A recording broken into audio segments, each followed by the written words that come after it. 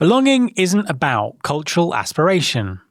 When it's built into how organisations work, it changes who you hire, how you hire, and why you hire. So, what does that look like in practice? Keep listening to find out. Support for this podcast is brought to you by the Excellent Workplace Rating by Time Magazine and Statista, a new global standard for workplace recognition. If you're committed to building a standout employer brand, your company can apply for the Time Magazine Excellent Workplace Rating and be evaluated across 14 categories covering the full employee lifecycle. You'll receive a detailed, data-driven report highlighting where you excel as an employer and where you can improve. Companies that qualify will also earn the Time Magazine Excellent Workplace Award and logo to showcase their achievement. Beyond recognition, the programme helps you truly understand your workplace and your people, benchmark against peers, and strengthen your employer brand with credible third-party validation. Head to the contact form at time.com/excellentworkplace, that's time.com/excellentworkplace, and include the discount code RecruitingFuture in your message to receive 20% off your company's rating. There's been more of scientific discovery, more of technical advancement and material progress in your lifetime and mine than in all the ages of history. Hi there, welcome to episode 787 of Recruiting Future with me, Matt Alder. Many organisations are struggling with attrition, disengagement, and costly mishires that quietly destroy value. The real problem isn't finding talent, it's creating conditions where people can perform. Research suggests that when people feel like they belong, organisations see significant gains in productivity, retention, and innovation. Belonging can be measured, built into how work gets done, and connected directly to business outcomes. So, how can talent acquisition use belonging to change how it hires and the strategic value that it delivers? My guest this week is Eric Knauf, founder and CEO of Belong HQ. In our conversation, Eric shares a practical framework for defining and measuring belonging and explains how it could reshape TA's role in an AI-driven world. Hi, Eric, and welcome to the podcast. Well, happy Monday, Matt. Pleased to be here. Happy Monday to you as well, and it is a pleasure to have you on the show finally. Can you introduce yourself and tell everyone what you do? Sure thing. I've spent the better part of my career in TA land. It's a place that I call home, something that is familiar to me. I started back in '89, so a year or two ago, starting off doing full life cycle TA work, specifically in retained search.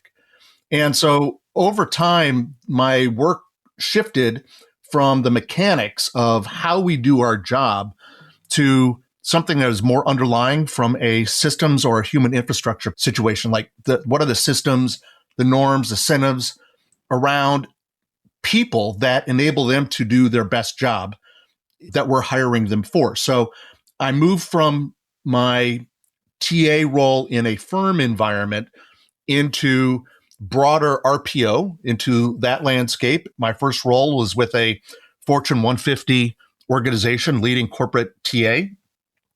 And then from there, I did a tour of duty in lean consulting. How do you identify what value is? How do you identify what waste is? And how do you mitigate those things that cause waste? And then happily, I found myself back into TA in the tech sector. So I was with Ariba when we were bought by SAP. And since then, I spent time in both publicly traded as well as privately held environments, both VC and private equity based. And that brings me sort of current up until I decided to launch my own thing. Tell us a little bit more about what you actually do now.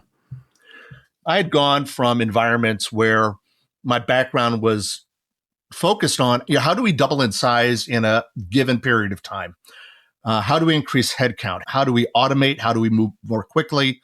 How do we hit our headcount targets? I was brought in to a privately held environment, pre-IPO company that had just received a multi-$100 million investment to grow radically. And in doing so, the headcount that was to be on my team when I arrived, shortly after I arrived, was to be 113 individuals.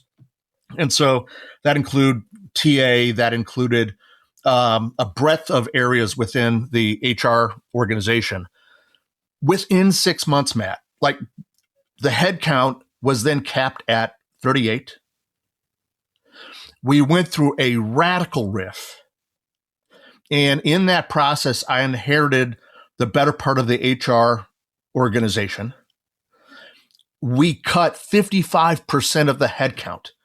And at this point, my team was sitting at 11 people. Our EMPS was negative 73. If the quest was negative 100, we were on our way there. What drives that? Well, people are upset. My team actually had a worse EMPS score than that negative 73. So I brought everybody in to the corporate office, and we ran a 2-day workshop with the team. The first day was radically different than the second day. The first day, Brian Cheney, who some of you know, actually helped facilitate part of the conversation. I wasn't in the room. It was intentional that I was not in the room. It was described as a bloodletting. And when they were done, I was finally invited back into the room, and Brian said, "Brace yourself. You might not like what you see, for some of this stuff is about you." I walk in to the room, and lo and behold, all of it was about me. As a member of the leadership team, it was all mine to own. Frankly, I cried. It was brutal. The second day was sort of the antithesis of that. Embracing a page out of appreciative inquiry, which is a fantastic way to identify what do we look like at our best and what conditions need to exist for us to achieve that. I ran the team through the part of the exercise or the workshop where we did just that. Fast forward about half an hour after the meeting, I finally met with the CEO, and he asked, "So how did it go?"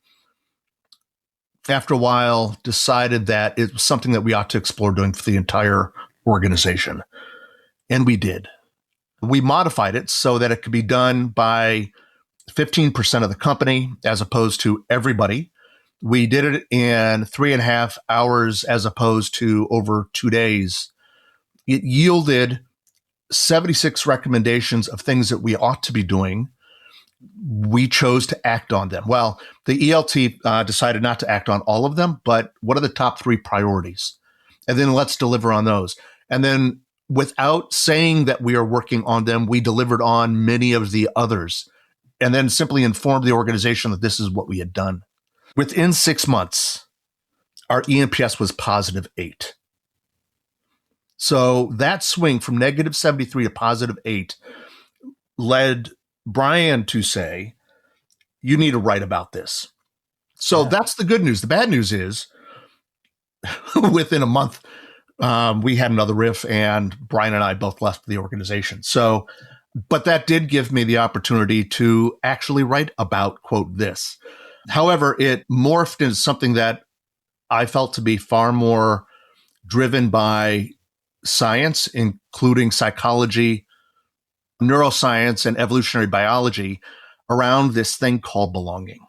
There's some really good practitioners out there that have had a lot to say about the effects of belonging. In fact, the book that finally came out was a 76% solution. And the title comes directly from a study done by BetterUp and Harvard. They found that companies that have belonging outperform their competition by 56%. Wow.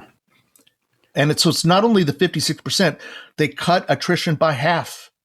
They were able to cut sick leave, call-offs, and the like by 75%. And on the positive, they were able to increase throughput on innovation by 4x. any one of those variables sound kind of good to me. Yeah, absolutely. And I think for a lot of people, belonging is seen as something that's not really measurable or nice to have. Let's just contextualize this a bit in talent acquisition. So what is it that you're seeing in hiring at the moment that you think is the biggest problem? There are a few things. Certainly there are use cases for automation in TA, and I'm a huge proponent of that. I think, though, the question is what is the value that is being derived from additional automation? So I think one issue that we have is there's so many technical solutions being thrown at us that it's hard to make out the forest from the trees. That certainly is one. But I think what we're seeing is there is a talent arms race for AI right now. I see belonging.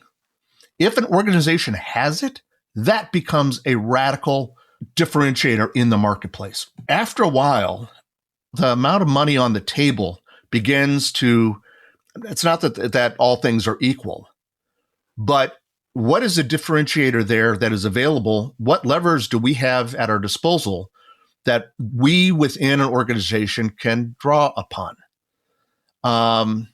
When you unpack it, it becomes pretty practical. There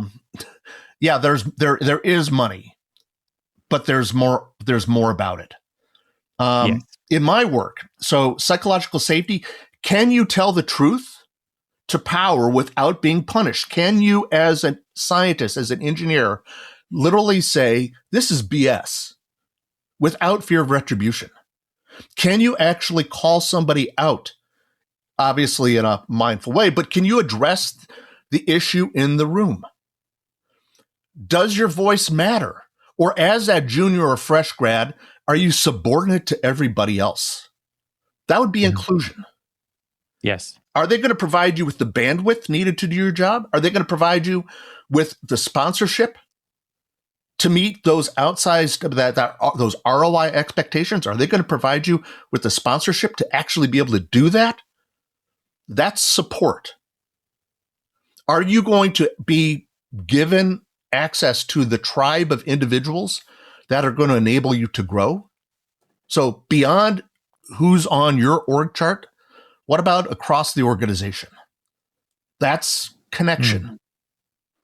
Last but not least, the work that you are actually asked to work on, does it connect to the value that actually drive not only your ROI numbers, but also the bigger impact on the organization in a way that you understand the why? That's purpose or alignment, right? And so these are things that, frankly, don't cost a whole lot more than political capital within the organization. How do you measure this? How do you build it into, a business case? And how do you sort of apply it when you're hiring people? How does it kind of fit together strategically? So to measure, belonging was found to have outsized impacts on bottom lines, according to this study that I mentioned a little bit ago. My question was, behind the scenes, how? How is it measured? Not just around correlation, but causation. What is the direct line between behavior and outcomes? And tapping into the body of science that is out there for each of those 5 pillars that I mentioned: psychological safety, inclusion, support, connection, and purpose. There have been some folks that have written works that I encourage every one of your listeners to check out. I would start off with perhaps Amy Edmondson and what she has written about psychological safety.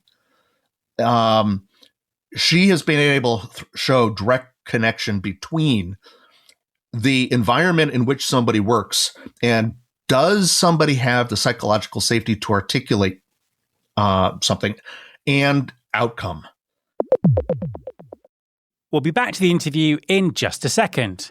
Before we do, though, I want to tell you about HR Tech Europe, which is taking place on the 22nd and 23rd of April at the RAI in Amsterdam. It's an event designed with HR leaders, for HR leaders, bringing together our community to explore how technology is shaping the future of work. You'll hear from senior leaders at organisations like Cisco, Marriott, H&M and Pandora sharing what's working in practice. There are also smaller peer-based sessions like the HR Tech Intensives focused on working through challenges together. You can explore the agenda and sign up to attend at hrtechnologyeurope.com. That's hrtechnologyeurope.com. I'm looking forward to seeing you there. Each one of the pillars that I have framed out as the framework for belonging actually can be measured. I sought to do it in aggregate in a way that we can actually create a maturity model on top of it, on those 5 pillars. So we can actually go into an organization and assess the level of inclusion or the level of connection as it connects to outcomes. We can measure that. We measure that through data that is provided from ERPs. We measure that through sentiment. And by the way, my goal was, how do we create a framework that is not driven solely by, do you feel like you belong? Yes. How does it show up? How does it manifest itself in financials? How does it manifest itself on the OKRs themselves? So you can, and there are surveys, it could be as simple as, you can ask the question, do you feel like you have these 5 things? I would argue, however, that you should probably take the time to go a little bit deeper and understand if, in fact, that is the case. Once you go through assessing the outcomes as it relates to each one of the pillars, or at the very least, a survey of the organization, you know where your strengths and weaknesses are. And I would argue that you drill down not only to what does the corporate number look like, what does the enterprise number look like, but drill down all the way to the manager level. And I explain some of that in the book if folks are interested. Once you know that, though, you know what you need to address within the organization to improve by pillar down to the manager level to ultimately raise those levels of belonging. When you know what that is, once you have that constructed, I would ask, before you even build the EVP, I would address workforce planning first. I would ask the question, why are we hiring to begin with? So from a strategic perspective, let's not put the cart before the horse. It's fine and dandy to have an EVP, but why are we even hiring? Yes. If you're given $500 million by a venture capital firm, it's not a gift. They're making an investment for an outcome. That outcome is growth. And a CEO, a founder will tell you, we are seeking to do this to grow. But what does that mean? My question would be, to what end do we invest those dollars? If we understand the nature of work, then we should understand how that work gets done down to the task level.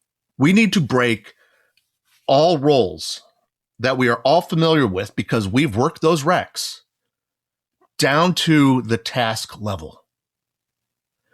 And for our function, we're in a unique position to be able to ask the question, is this something that can be done by technology? If so, perhaps it should be. Consider the building blocks of a role. What you have left, it might be 72% of a role, changes what you would expect or what you should be asking for when it comes to competencies, when you think about the skills. So it changes even how we do an intake for a brand new requisition. If we're carving out a chunk of them, 30% because of technology, let's double down on what that 70% consists of. And that's what we recruit for. And tie it to the outcomes. And then if you could do that, it makes it easier then to craft what the EVP is. Because the 5th pillar, as I mentioned, is purpose. If you are recruiting for a role, where the purpose is clear and articulated, it is easier to sell that than it is the administrivia that comes along with that job. Mm. If you could, and I would argue, rather than companies hiring for all of those roles that they historically would have, reinvest some of those dollars to enable those hires to be more successful. If you're going to hire a human to do something crazy, to hire them to be human. After all, that's why you're hiring them. But to be human, they need the investment to be successful. They need the infrastructure to be successful. Mm. So strategically, I would say that's where you have to start. The other piece for me here is that TA is looking at expanding its role. It's looking at how it can bring more value to the business. It's looking at how it can, sit in this AI world differently and continue to thrive as a function. And I think what you've laid out there is a great example of how that can happen. If TA can think about 3 drivers, I think it might help the conversation. 1, what is the regrettable attrition in critical roles? Because they're the ones that are destroying value. 2, what is the mishire cost at senior levels? It's massive. And one of the reasons for that is because of the nature of the infrastructure, we are hiring in some cases for the wrong competencies, sometimes the wrong skill sets. 3, the underutilized talent. Back to my days in lean land, the most expensive form of waste in an organization is the waste of untapped or unfulfilled human potential. People might be technically in a role, but psychologically, they're checked out. That is a massive hidden cost. So if we start thinking about the nature of work through that lens, it changes the conversation with finance away from we filled X number of seats to an outcome-driven conversation. That makes perfect sense. And just to finish off by focusing on the future a little bit, how is the workforce going to develop? What do we're looking at the rise of agentic AI companies, huge amounts of investment going into AI. What's the impact on the workplace? What's the impact on things like belonging as things get shaken up even further? I was speaking with a large consulting firm, and the conversation at one point tapped into how do we actually manage agentic AI? If you recall at Unleash, Peter Hinson said that there was a tech CEO in the Bay Area that was asked, how many employees do you have? And his answer was 300, of which 30 are human. So to say, what does the future look like? The future is upon us now. That is why TA is in a unique position to actually be able to say on every single new rec, is there a more effective way to allocate your resources for this hire? And if you could focus on those elements of the job that are indeed uniquely human, that is one shift that has to take place. I think that if we could elevate the role of belonging within an organization, it might mean fewer hires, but they become far more strategic hires. They become an investment closer to CapEx than OpEx.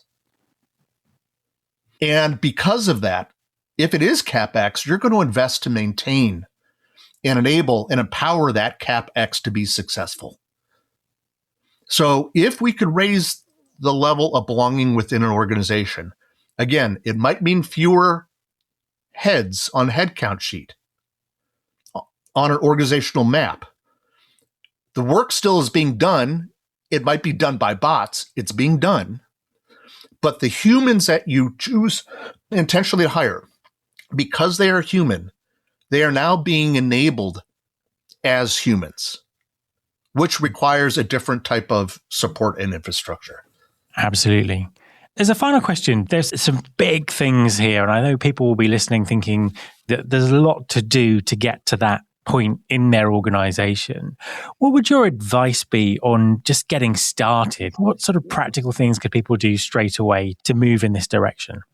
So TA actually is in a beautiful position because we are on the front end of the impact of this within the organization, but also outside the organization.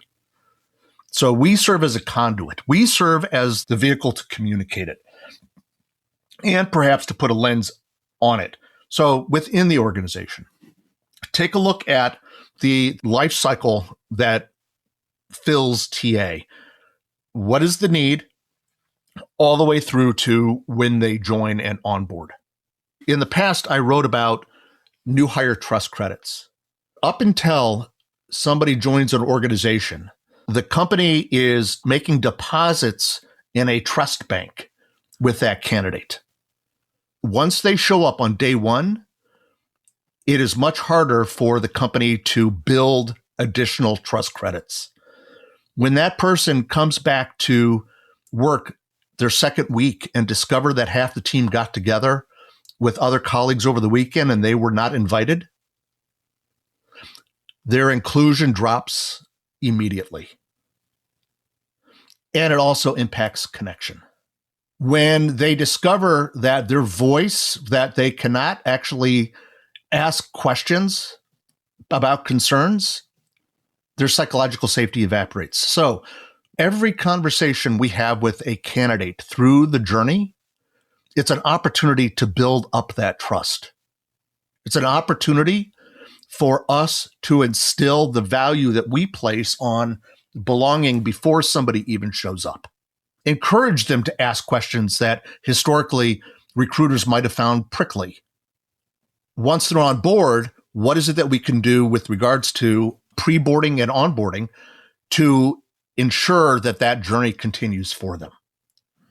I would also suggest that we think about the language that we use in any posting on any website.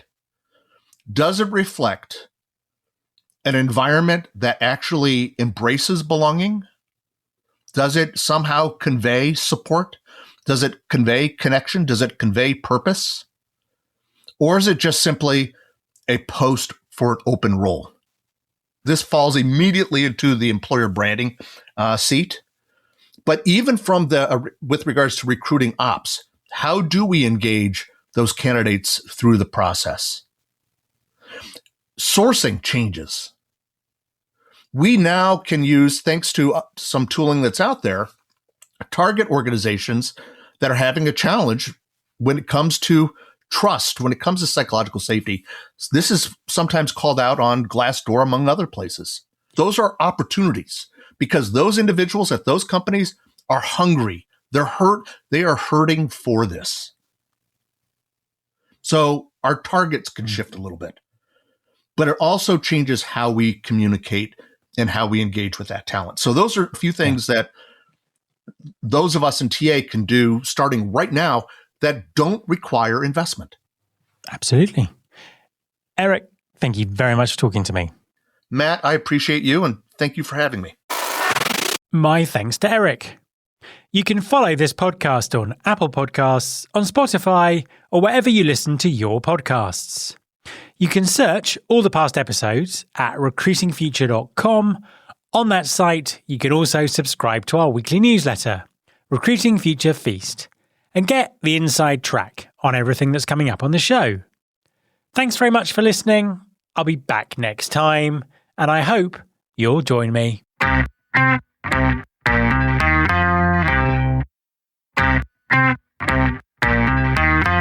This is my show.